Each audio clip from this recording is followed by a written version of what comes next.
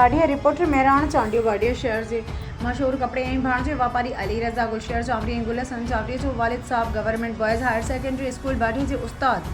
गुल मोहम्मद लाखो जो सोरो चावरी बिरादरी जो नेक मर्द मीहल खान चावरी कराची जे निजी अस्पताल में हलंदड़ इलाज दौरान 80 सालन जी उम्र में नफ़ानी जहान मां वफ़ात करे थी। ॿुधायो वञे त मीहल चावरी खे दिल जी तकलीफ़ सबब कराची अस्पताल में दिल वारे शोबे में दाख़िल कियो वियो हुयो जिते संदसि साह जे डोर टुटी पई। मरहूम जे मड़ के एम्बुलेंस ज़रिए बाडिया लग अबाणे ॻोठ गंद आंदो वियो जिते पूरे ॻोठ में ॾुख जी लहर छाइजी वई। मरहूम जे जनाज़े नमाज़ ॻोठ में अदा कई वई जंहिंमें मुख़्तलिफ़ मुख़्तफ़िकर सां लाॻापियल शख़्सियतुनि महबूब साईं लाखो बदरदीन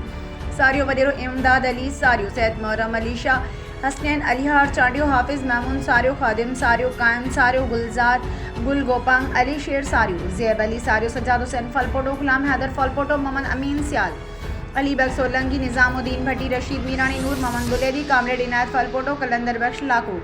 गुलाम मोहम्मद जामरी इब्राहिम फारूकी निसार सियाल हाफिज़ नजमुद्दीन लाखो